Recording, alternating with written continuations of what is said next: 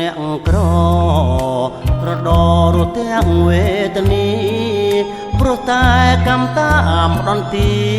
ឲ្យខ្ញុំក្រំគ្រីអត់លហា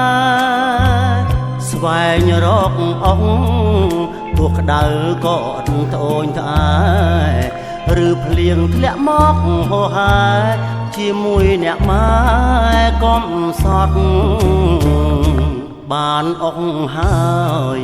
លោកអើយរែកទាំងអំណត់រស់នៅលំបាកនឿយហត់ព្រោះតែខ្ញុំខ្សត់ក្រទ្របមកដល់ផ្ទះខ្ទមតូចដកសែនកំសត់ជីវិតមិនល្អគួរគប់កើតទុកជាប់គ្មានពេលស្បាយអ្នកម៉ែជំងឺជាឈឺព្រួលប្រែអង្គ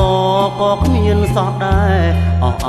អ្នកម៉ែកំសត់ខ្ញុំអើយ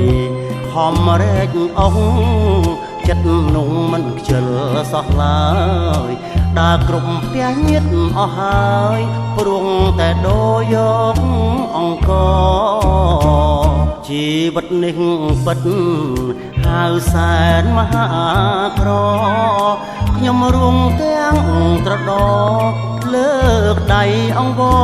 ញាតិពិតសូមលោកជួយឲ្យខ្ញុំរួចរួងជីវិត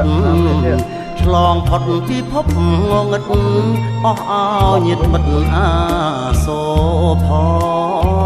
ង